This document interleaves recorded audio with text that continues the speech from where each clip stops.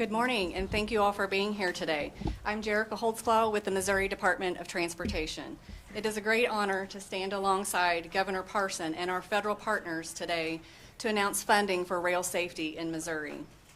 Before we get started, we need to acknowledge the tragic circumstances that occurred last year. On June 27th of 2022, a fatal Amtrak crash near Minden, Missouri injured many passengers and took the lives of 4 people. Before proceeding, I'd like to ask the crowd to join me in a moment of silence for those who lost their lives in this incident.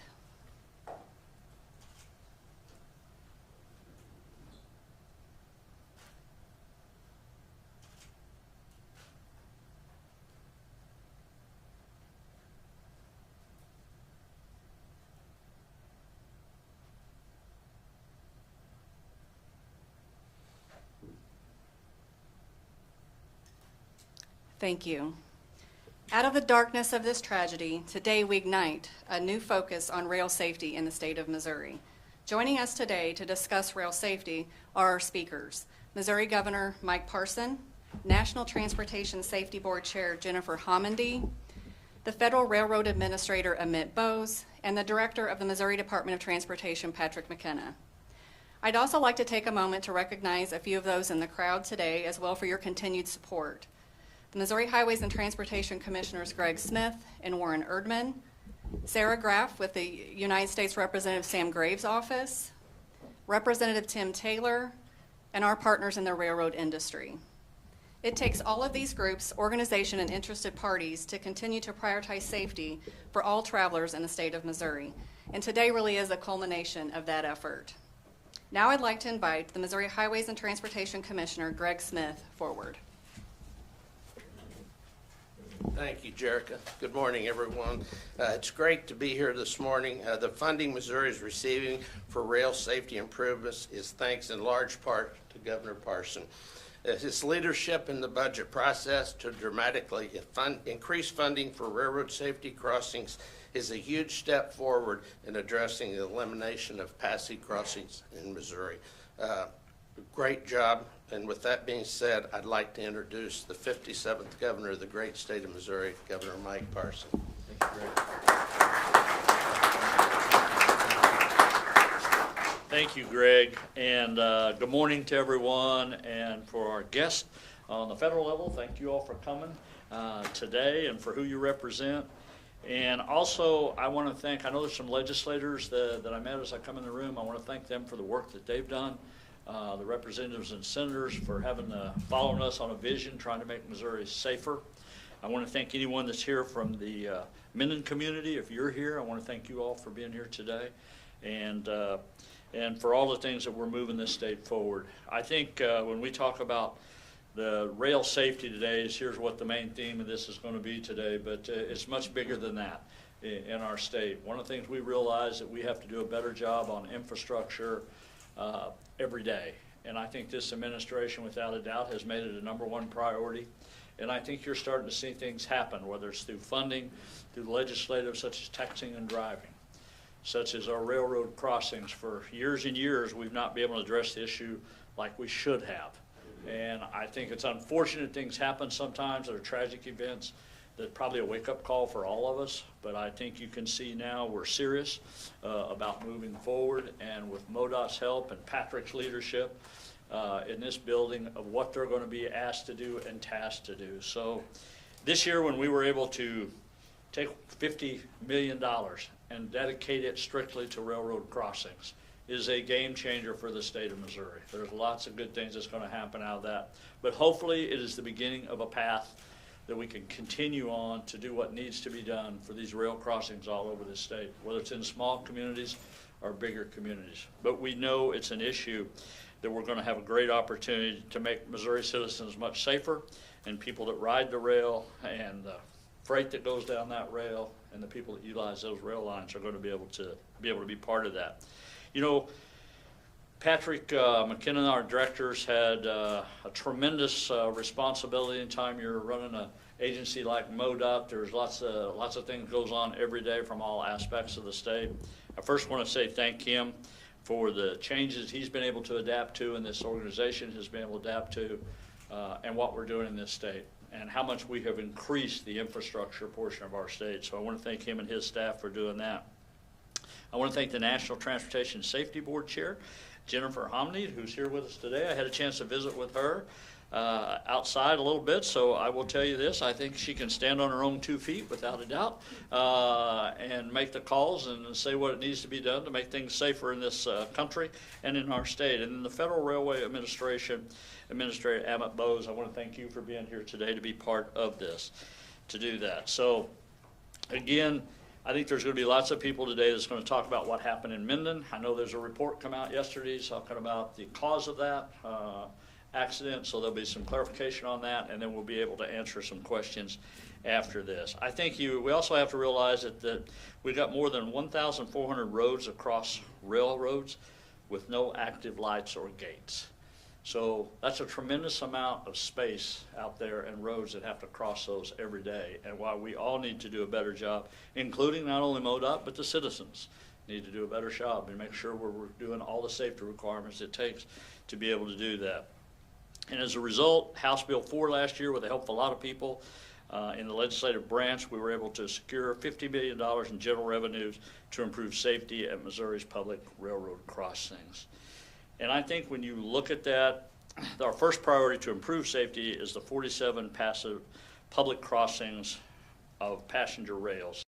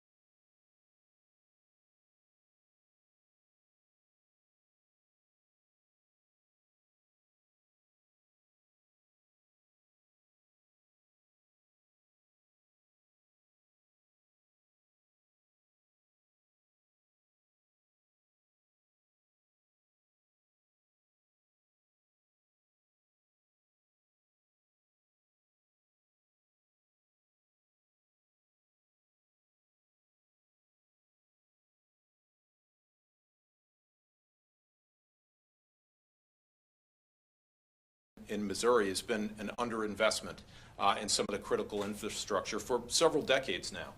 That's no one's particular fault.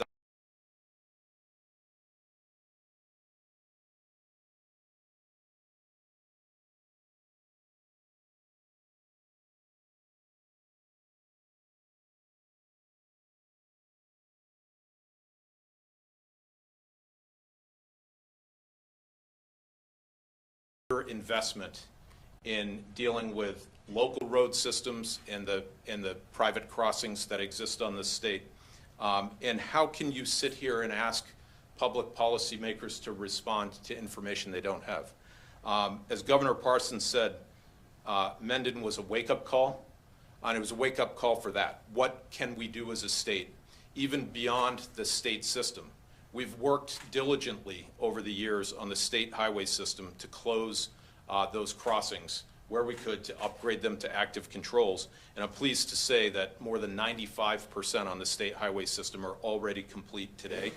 But there's a big gap, and it's a gap that exists for the public, and that's on the local road system and those crossings that occur. As Governor Parsons said, there are 1,422 locations in Missouri where roads cross these tracks without warning lights and gates. 47 of those are on the lines that carry passenger rail. All of these 47 passive crossings are on roads owned by local county or city governments.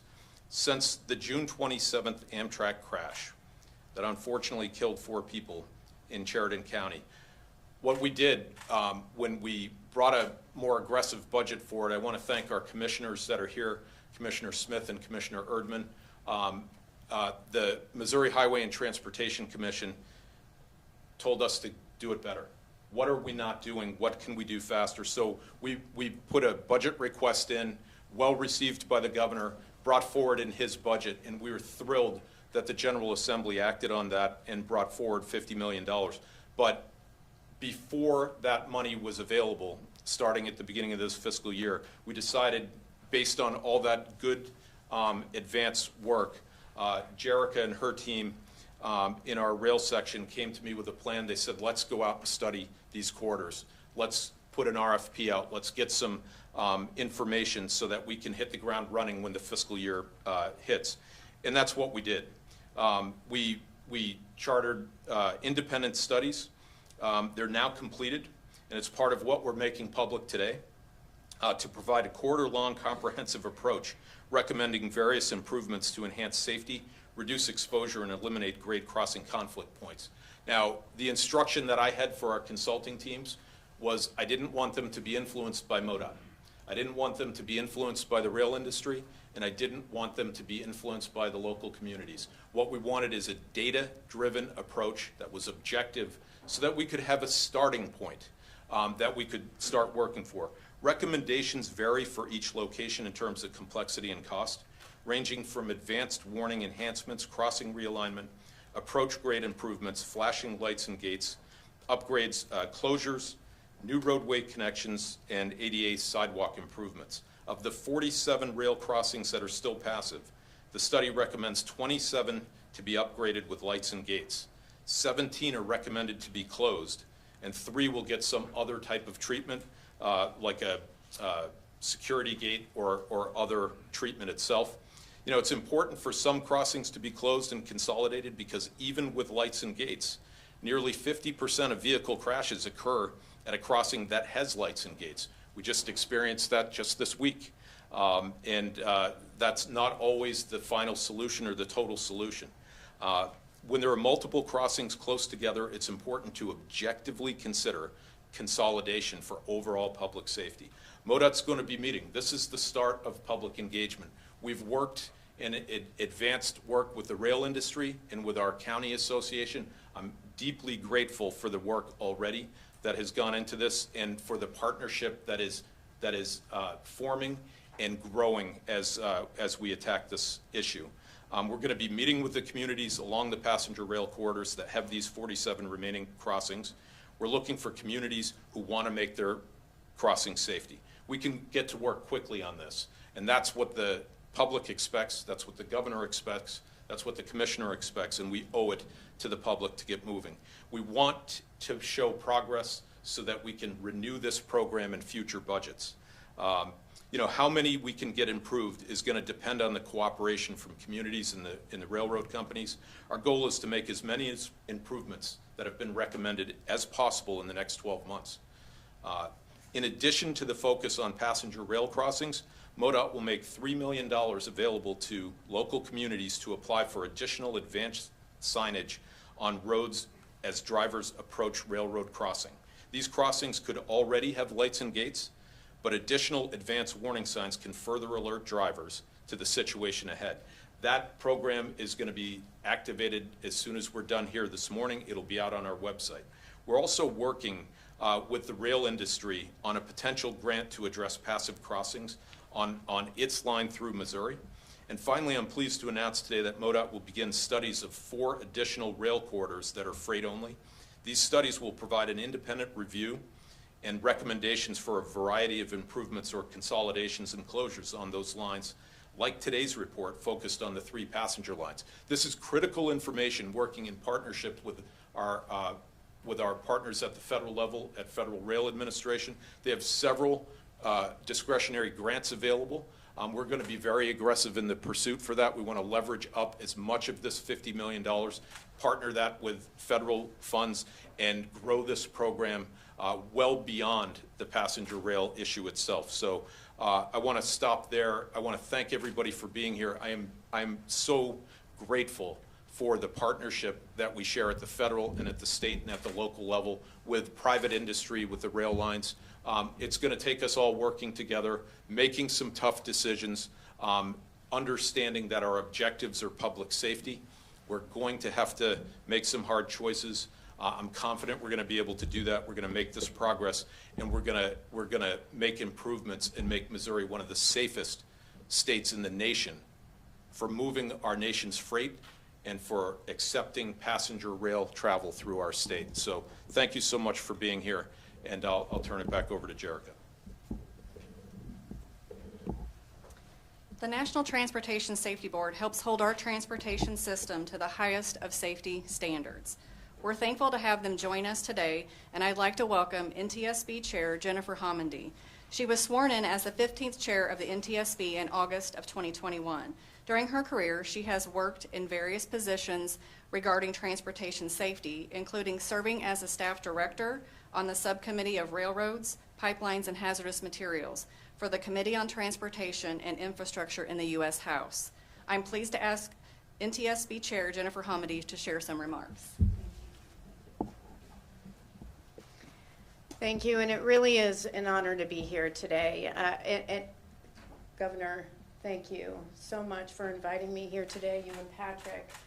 It means a great deal to us at the NTSB. I do want to recognize our investigator in charge for the Mendon tragedy, Joey Ryan, is also here today. Very rarely do they get to see everything from start to finish of an investigation and to see the after action, and I really appreciate that and appreciate all that our workforce does for safety for our nation. Joey, you did an incredible job, not just on scene, but throughout your tenure at the NTSB, and I can't tell you how much it means to everyone at the NTSB, but certainly everyone throughout our nation benefits from your hard work. Thank you so much. I do know that there are a number of state and local representatives, commissioners who are here today. I know we don't have a lot of time for everyone to make remarks, but I would love it if you would come up here, because I think what we experienced as a result of a terrible tragedy that took 4 lives, that injured close to 150 people, Amtrak passengers, crew members, a driver. I think it was a terrible tragedy, and I do want to start with, we talk about numbers a lot when it comes to fatalities, but those who died, those who were injured may still be suffering injuries, whether they are physical or psychological. We don't talk about that a lot. That stays with folks for years. And I just want to say on behalf of the NTSB, for those who are surviving family members and friends for those that died, how truly sorry we are at the NTSB. We are an agency that focuses on one thing, and that's preventing such a tragedy from reoccurring. And just know that even though our report came out yesterday, we never forget. we continue to focus on safety. And so our hearts are with you today, in the days ahead, in the weeks ahead, in the months and years ahead. Just know that. I do want to say this, today is really the result of a partnership. It is, from the governor, from Administrator Bose at the Federal Railroad Administration. At the time when I was in Mendon, I also spoke not just with Amit, but acting Administrator Stephanie Pollock from the Federal Highway Administration to talk to her about resources for Missouri. We had the president of Amtrak on scene, Stephen Gardner. We had folks from BNSF, including Aaron Rutledge. I reached out and spoke to, Aaron Ratledge. I reached out and spoke to the Sheridan County Commissioners, Evan Emmerich, Jared Meyer, and Terry Milford. And at the time, I had stated at one of our press conferences that we were going to have a meeting, that I was going to bring together everybody, and also the Missouri Department of Transportation. I was going to bring everybody together and have a conversation, because I looked around when we were on scene and I said, wow, I know the heads of all these entities, and we can do something here. We can improve safety, not only for Mendon, but throughout Missouri. And so we brought everyone together to start that conversation. And everyone started from the place of yes in that room. The county commissioners showed up, and I will tell you, I spent time with a great person, Mike Spencer, who is a local farmer in Mendon. He had me, at his house. We sat in a barn and talked about what he experiences when he's operating his combine and he comes up at that grade crossing, which at the time was incredibly steep. So I just want to say how it's a unique circumstance here. It's very rare that everyone comes together to figure out how to improve safety, and I'm really touched by that. People did die, people were injured, but we want to make sure it doesn't happen again. And something good came out of something terribly tragic. And so I just want to thank everybody here. We did issue our final report on Mendon. I think it speaks volumes for the governor's actions, for Patrick's actions, and for others in this state, that we didn't issue safety recommendations because action was already taken. That really is incredible. We rarely see that at the NTSB. And, this is just a great example of teamwork. And so thank you very much, Governor. Really. And thank you, Patrick. I think just an incredible job. I will close with that. And, well, actually, I see you clapping. One thing I do want to mention, and the governor mentioned this, there were a lot of men and women on scene. It really was entire counties coming together for something terribly tragic after the after the collision. We had the Missouri Division of Fire Safety, Missouri State Highway Patrol, Missouri State Emergency Management Agency, Missouri Department of Conservation, the Sheridan, Macon, Lynn, and Randolph County Sheriff's Departments, Macon and Brookfield Police Departments, countless other agencies. We had medical providers, nurses reaching out, and the brave Boy Scouts from Troops 12 and 73 out of Appleton, Wisconsin. These young men helped their fellow passengers evacuate the train and administer first aid to the wounded in a terribly tragic collision. I just want to thank you for everything you all did.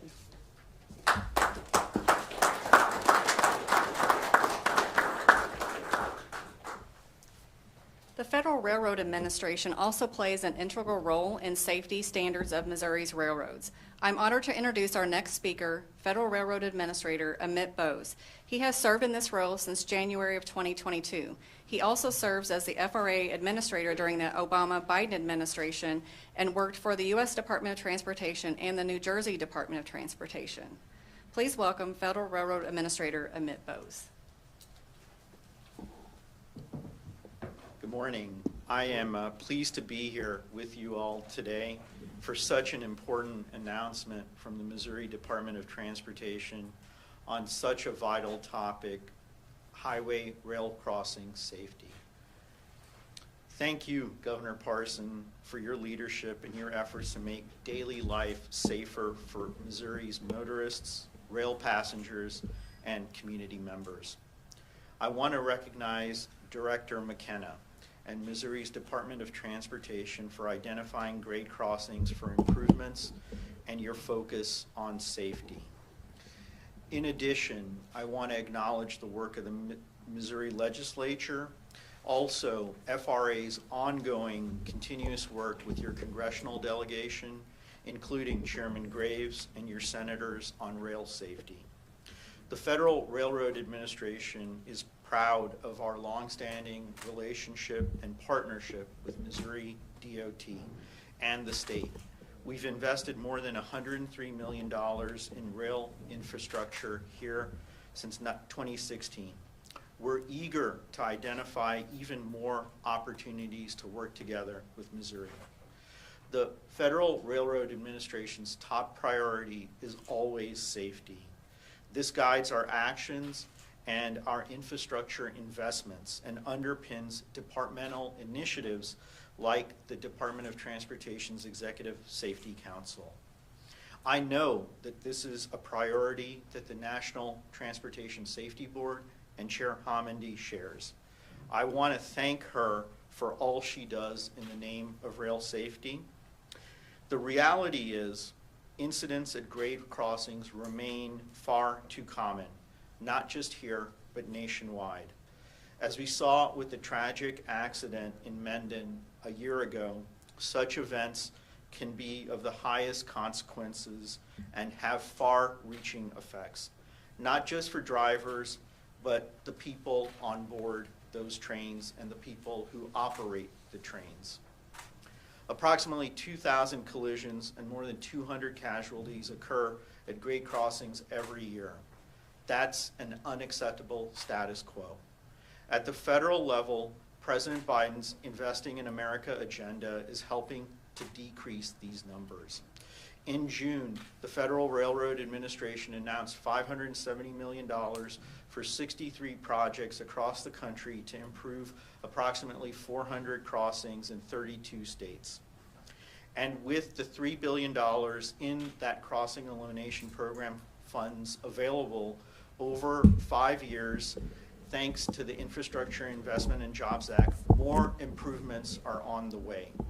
It's also true through future rounds of railroad crossing elimination program, as well as several other FRA programs that we have ongoing, including the Consolidated Rail Infrastructure and Safety Improvements Program, or CRISI, which is slated to award more than $1.4 billion in the coming months to projects that enhance safety while getting people and goods to where they need to be. It also includes billions of dollars in investments in Amtrak, our passenger rail partner. Coupled with state investments like the historic $50 million we're celebrating today, we can help change the status quo for the better. We can build more grade separations, removing the possibility of collisions between trains and vehicles entirely. We can build safer crossings and fund improvements that benefit motorists, riders, and pedestrians alike, helping to protect our families and loved ones. With federal and state support, we have an opportunity to put these investments to work in the near term. Thank you again to the governor, to the first responders who are on the scene to deal with the situation, to the Missouri Department of Transportation, the National Transportation Safety Board, and in addition, the FRA inspectors who were on the ground that day and who also participated in the investigation. Everyone working on this vital initiative is so important, and the follow-through is important as well. I thank you again for keeping your efforts ongoing and to keep safety front and center. Missourians will benefit for years to come.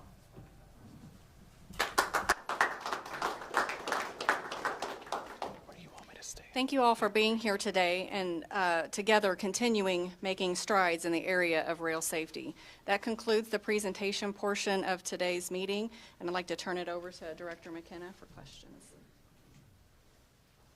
All right, again, thanks for being here. Appreciate it. Thank you for the words, the inspiration. I have to readily admit I am inspired by the service of our governor. I'm inspired by the service of Chair Homendy. I'm inspired by the service of Administrator Bose. And it takes all of us to feed off each other to make progress and to go forward. So open it up to any questions that you may have. I would imagine you'll probably might gravitate towards someone else, and I'll gladly give up the microphone. My question's either for the governor or Director McKenna. Why did it take something awful to get to this point today? That's a fair question. When we look at the resources for infrastructure across the board in this nation and in the state for 20 or 30 years, I think a lot of things were built really well in the past. We rested on our laurels, and we haven't kept pace. And in the pursuit of commerce, in the pursuit of convenience, and in the variations between levels of government, I think what happens is complacency builds, and it has, and it did. And the only thing I can say really is that our duty is to eliminate the complacency when we're faced with such a tragedy. And we've been looking at all areas that we can. The most precious resource at the state level from a budget perspective is general revenue. And that goes to fund so many worthy causes each year, and competing for it is difficult. I will say, on the part of the Department of Transportation, we did not make this a more broad issue that we should have. We accepted that there was 25 cents per license going into a fund that dropped $1.5 million into a fund, and we tried to do as best we could with the resources that were available, and we're barely even keeping up with inflation.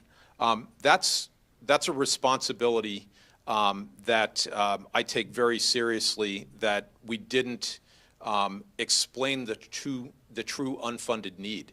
Our commission has directed us in the last few years to go and find what we're not getting to in this state, and at least to bring it forward for public discussion so that great legislators who want to make a difference have the information they need to make that difference. I had a follow-up question too, specifically about Mendon. I noticed on the recommendations that particular railroad crossing is recommended for closure. Why do you believe that's the right call? Well, we have to balance out. Again, you're looking at 1,422 crossings across the state that are passive.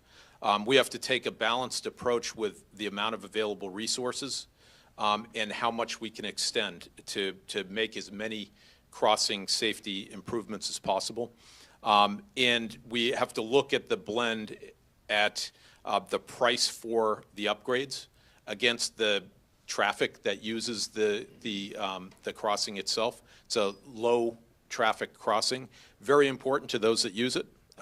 We have to look at outer road systems and others, but that is, again, we have this recommendation from consultants on an objective basis. There were 17 total closings recommended. I'm sure that will meet with some opposition at the local level. We're going to have to work through those things and find the right solution and the right mix of funding. But why not add lights and gates then? Because it's been on the statewide improvement list for a couple years now.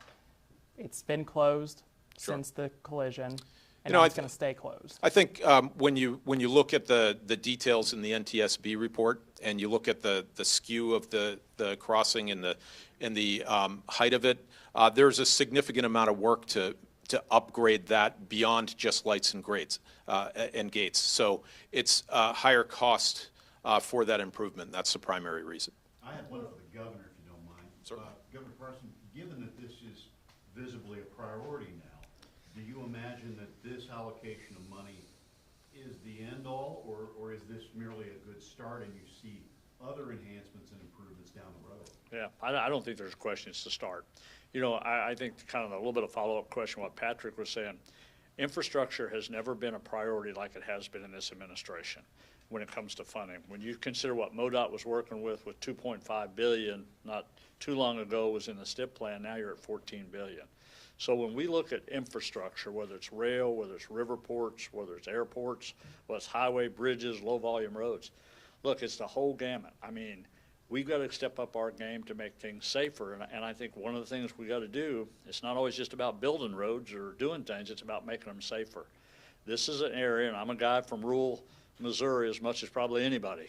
The reality of it is those are issues in a lot of small areas across the state when there is no way to make sure we get across there safely. So we got to relook at everything, and we got to work with the local communities to say, hey, as Patrick says, maybe this crossing doesn't need to be here. But I'm going to say what I said earlier. This is a partnership between the cities, the county, the state, and the federal government. This is not just the state to come in here and to take over and do things. It's a partnership. So I think if you've seen what we've done in the last 5 years, you know that everything I've ever started has never been one and done. I always try to figure out how do we continue these programs? How do I tell the legislators you got to continue to fund these programs to keep moving forward? Just not one and done. That's not who we are, and I think the legislators understand that as much as anybody. Do you have an observation then on that crossing amendment, in your own observation and opinion? Well, Should it remain open, should it close? Well, it depends what we do on the safety side of things. I think it depends what we're going to do at the end of the day, how we're going to address that issue. I think, look, a terrible thing happened there, so we want to do everything to make sure it doesn't happen again. But I will also tell you, because of that accident, is why we're talking about it. But there's lots of other areas out there the same way, and you got to figure out, how do you do that priority and how do you make sure you get them done with working with the local levels. Can you explain a little bit more about the citizens' role in alerting local governments in alerting to where there's perhaps a deficit of safety? Yeah, I don't think there's any question. Look, we're a state agency just like a federal agency standing here. You've got to take the impact of the local area. You've got to be able to understand what they're going through on a daily basis, whether that's emergency vehicles, whether that's school buses, whether those are workers going across there, whether it's farm equipment versus there's a lot of things you have to take in when you figure out how you do this. Now, what you got to really do is get into it, and you got to roll up sleeves, and you got to work with the local levels and says, look, maybe you don't need 5 right here, crossings real close together. Maybe we can do with 3.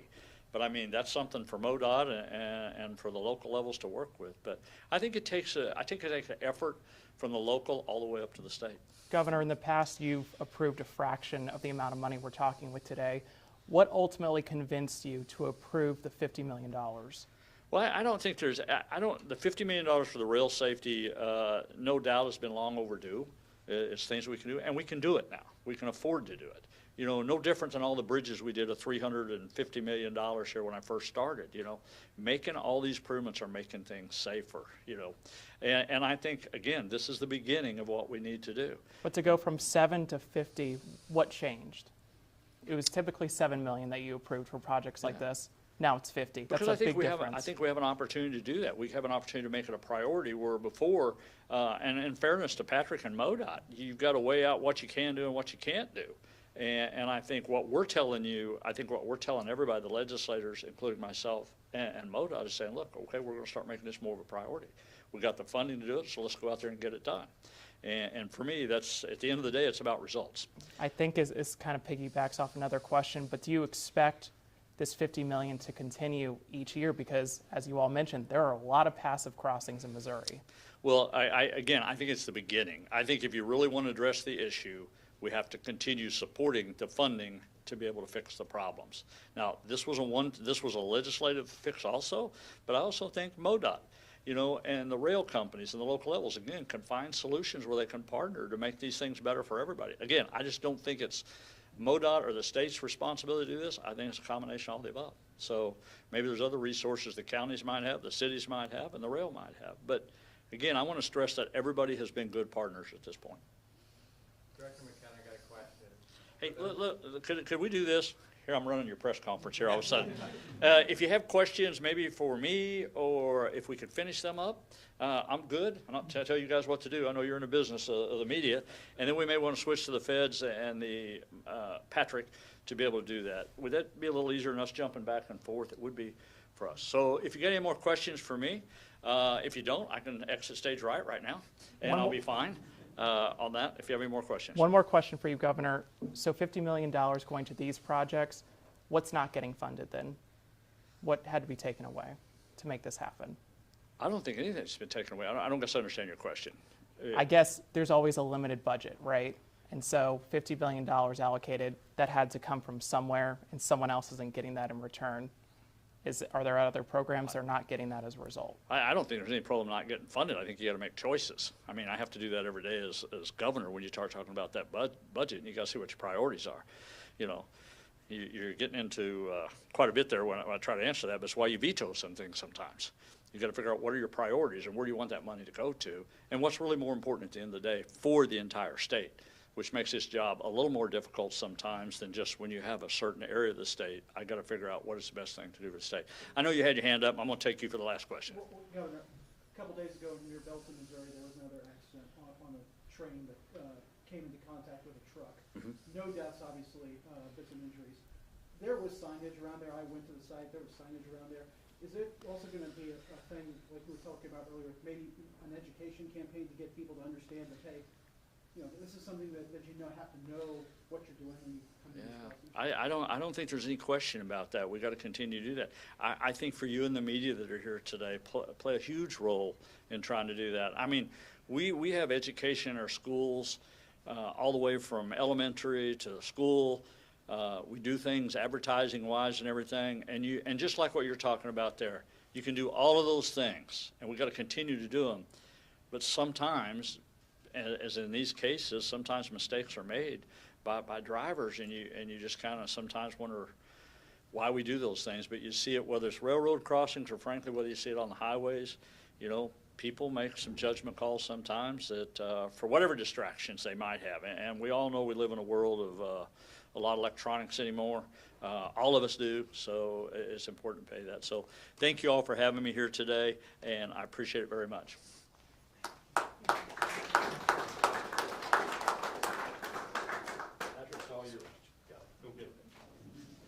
Yeah, I could follow up on that one real quick. The actual Missouri-based funding was $1.5 million typically, and that was enough to match the federal rail and the Federal Highway Administration's rail crossing program. About $6 million came from that. So the state's share here just went up 33 times.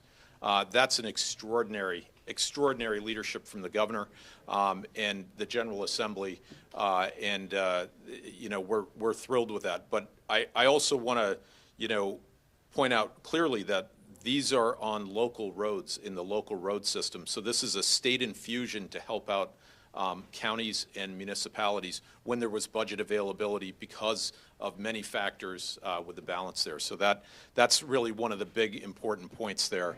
But we're thrilled to be able to do that and to partner up. Just Director McKenna, I got a question for you in relation to the press release. And for those listening and watching who may not Yes. have access to that, could you give just kind of a brief overview on what some of those improvements will include, where some of those Yeah, crossings are at? yeah. It's, so we just released essentially the full and the complete studies that studied the three passenger rail corridors. And we honed in, the idea here is to take action as quickly as possible on the subset of the 47 passive crossings on passenger rail lines. What our combined consultants recommended, and again, as the governor said, these are recommendations. These are not final determinations. We have to do the public engagement with our communities and the rail lines to schedule these. But 27 upgrades to lights and gates out of the 47. 17 closures are recommended at various locations in the press package and on our website. Should be live now. That's all available, and it will identify the locations. Now, we did not, we've worked with Steve Hobbs from, he's the executive director with the county association, and he's done a terrific job. We advance copied all counties with this information so that they would not be surprised by it. In those communities where there are closings that are recommended, that is controversial. Wherever there is a crossing, someone's using it, and it's a legitimate reason to use that crossing. We have a responsibility, though, to increase safety and to take the advice of experts that look at these and to do that. We have 2 recommendations for security gates where you could close typically a crossing, but in the event of an emergency like a flood, or maybe there's another event that has to happen, emergency services or others would need to get through, that local officials could open those gates at that time. So that's a really interesting idea. And there was actually a recommendation to convert 3 crossings, and I think this would probably be the most controversial, to convert 3 public crossings to private. Because of the manner of their use and the travel on them today, they seem to function mostly as a private area. I don't know that that'll be something that we'll be able to do, but I want to take these at face value and have frank discussions with communities and do that. The other thing that is in the press release is kind of an advance mapping of the other 4 corridors that we plan to study. This is really important. We have not had the money to do this. The information that we'll gain from the studies that we just did and the studies that are coming, we released the RFP to industry last week, so they're already working on a response to that. And this information will be vital to use to develop discretionary grant applications to leverage that $50 million and to work with the Federal Rail Administration. I see Kevin Ward's joined us. He's our division administrator from the Federal Highway Administration, great partner with us, and appreciate his presence. But that information is vital so that we can prove to the federal government that we have a data-driven plan on a corridor basis, and we intend to attack this on a systemic basis rather than a one-off basis. I think that's, we heard that loud and clear from our federal partners, and we intend to work with them to gain that information. We've never had the financial resources to do that in the past, and we're thrilled with the ability to do it. Our Troy Hughes is our administrator in our rail division, and he's thrilled with the ability to have this information and to advance the ball forward. And this will give great information also as we talk about extending this programmatically beyond this year. That's the type of information that our General Assembly, that our policymakers and our local officials need in order to see that we're making progress, and when they determine that scarce funding and whether it's appropriate to apply to this program going forward. Director McKenna, I had a two-pronged question for you. How many crossings are typically improved in a year? Isn't it something like 7 to 10? Yeah, very small amount, because we've had $7 million to work with, Yeah. and we're talking about an average of about $400,000 a crossing at present for the upgrades at present. Do you know that exact number year to year? I know it's kind of gone down with expenses going up. It really varies. In the last couple of years, I know there was some question last year, particularly subsequent to the amended event, that we appeared down a little bit. Mm-hmm. What we were doing is we were actually bundling a couple years worth of programmatic dollars to actually go for one of the discretionary grants. We've been successful with one of those Chrissy grants, and actually that's springboarding us to improve well over 20 all at once with one of our rail partners. And to get clarity, the timeline for when all of this could happen, I know you mentioned something about 12 months, Yeah. just trying to get clarity on that. My goal is to make as much progress in 12 months as possible. The typical time it takes for all of the negotiation, for the scheduling, I mean, you've got private entities in the rail lines that are trying to get goods to their customers on their assets, their owned property. They have to schedule time to make these improvements. They have to shut down their commerce to do that. That's a big imposition for them that we recognize, because moving freight through Missouri is a vital need for the state, the region, and the country. So it typically would take 3 to 5 years to do all the diagnostic. We are seeking, and this is really what I'm after, I am seeking anyone that will work with me, any county right now that wants to agree to the terms of this plan that came from this, and any railroad that is willing to step up. We'll work starting tomorrow. We'll get the deal done, and we'll get the work scheduled. Now, there are supply chain issues still in getting active gates and lights. There are labor issues for the rail lines to work out, and there's coordination at the local level. But we are ready to go. And the idea here is as much as possible, as fast as possible. And where we don't have the willing, we'll go down the line because we've got the data to do it. But typically 3 to 5 years. It's typically 3 to 5. So this is very aggressive.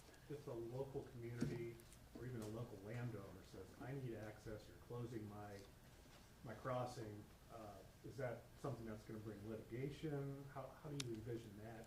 Yeah, there is a regulatory authority that's vested in the Missouri Highway and Transportation Commission, and that regulatory authority is to make determinations on safety.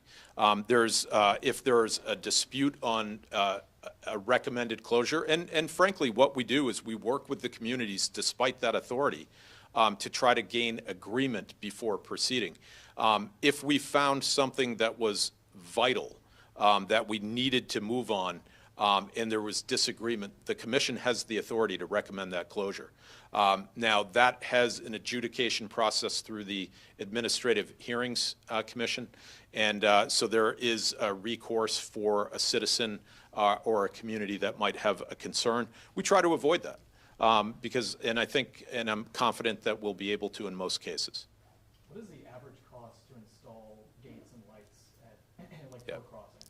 Typically about $400,000, and that's really just for the lights and gates. If there are geometric improvements, that can go well into the millions. If you're essentially building a road to meet the rail line. This might be Follow-up. Sorry.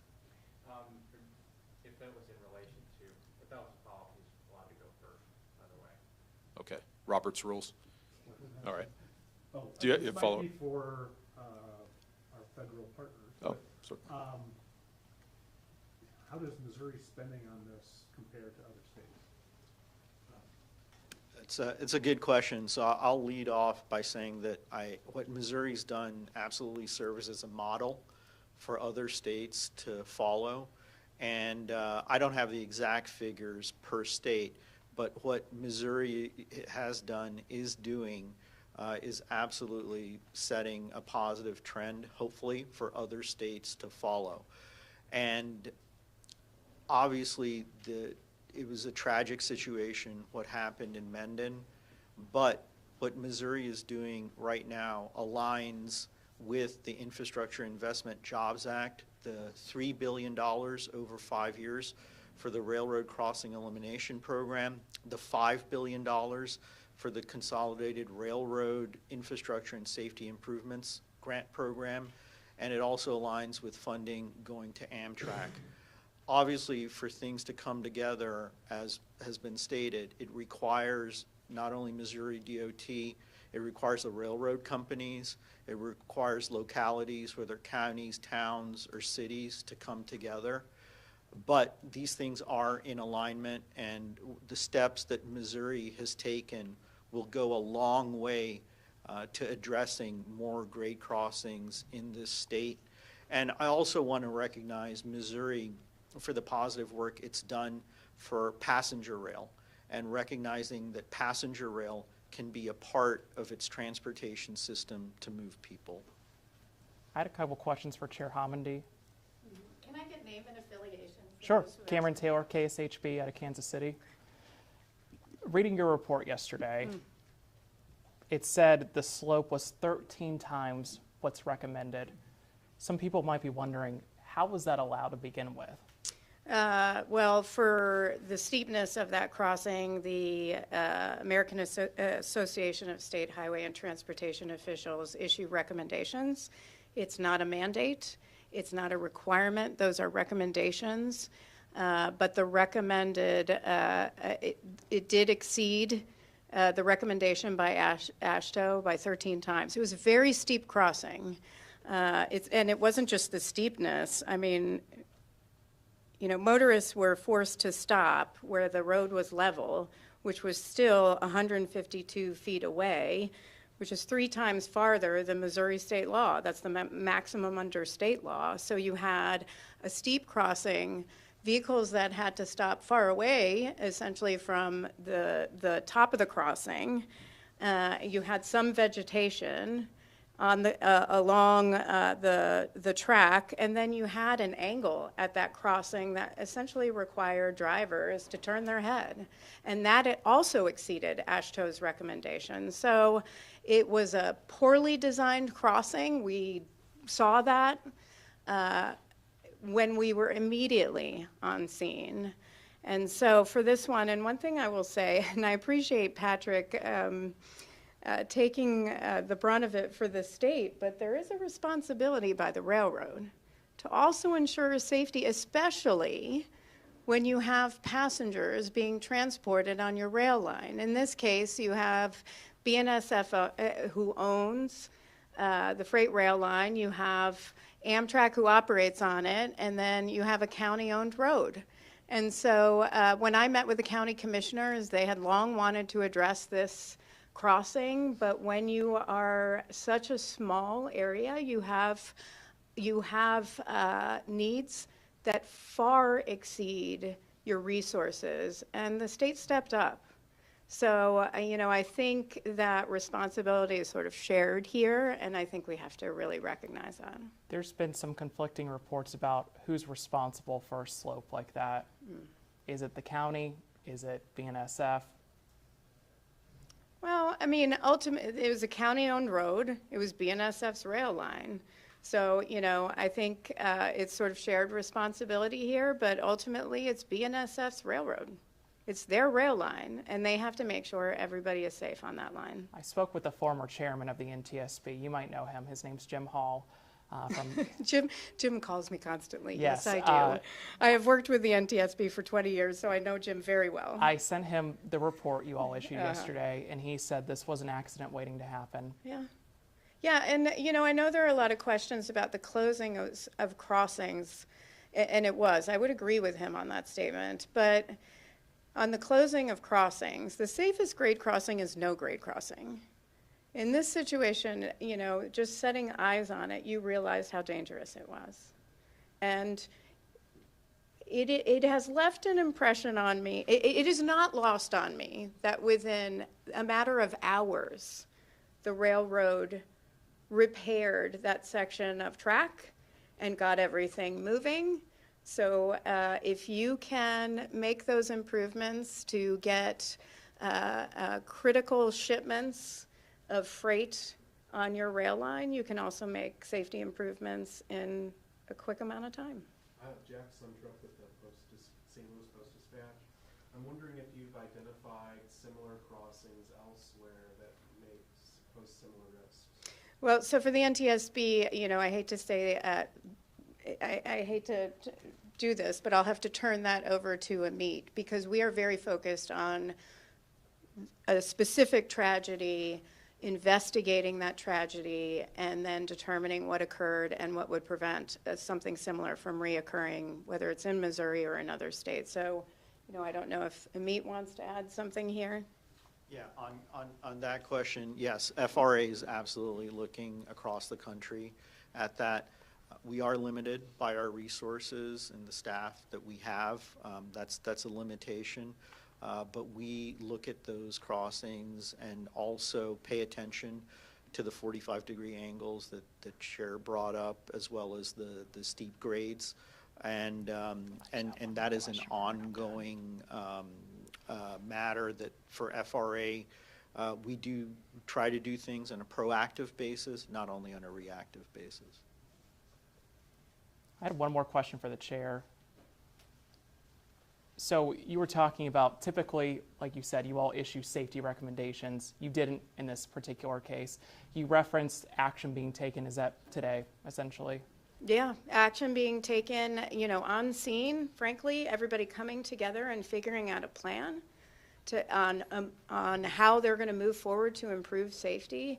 It was absolutely a success getting everyone together and figuring out how to move forward to improve safety at this crossing and at others. And I really took to heart, Menden's a small community.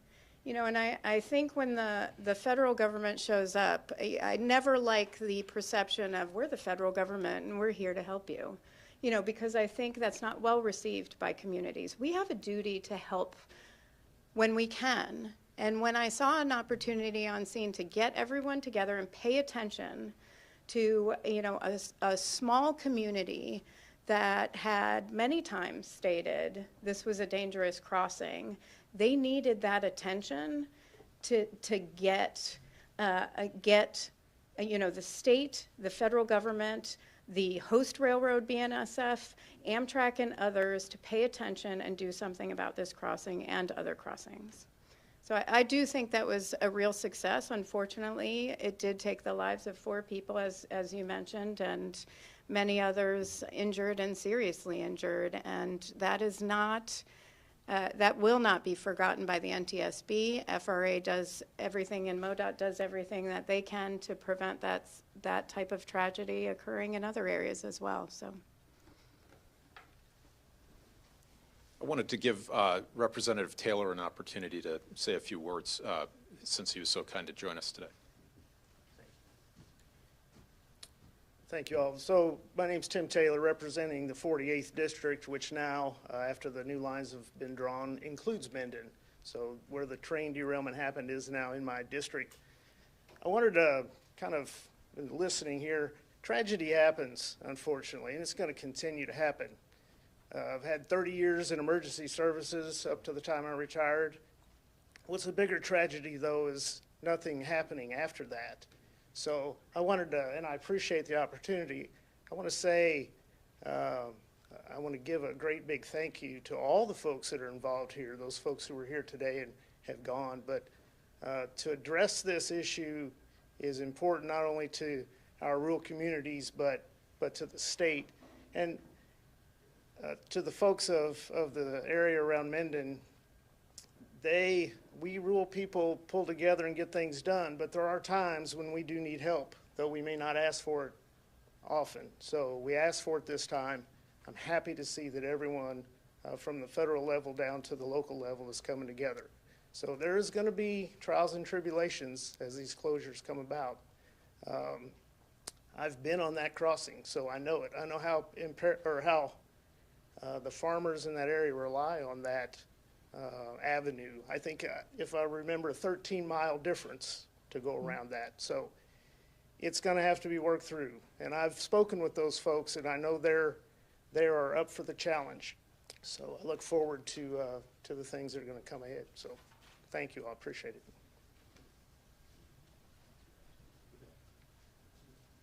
We wear you out? All right. Thank you so much for being here. Really appreciate what you do, and thanks for helping us get the word out.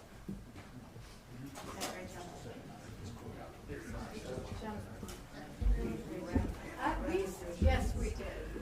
Yes, good to see you. Slightly better. Hi, Justin. How are you? Good to see you. Hey. Hi. Oh, fantastic. Fantastic. Well, great work. Oh, great work. Thank you.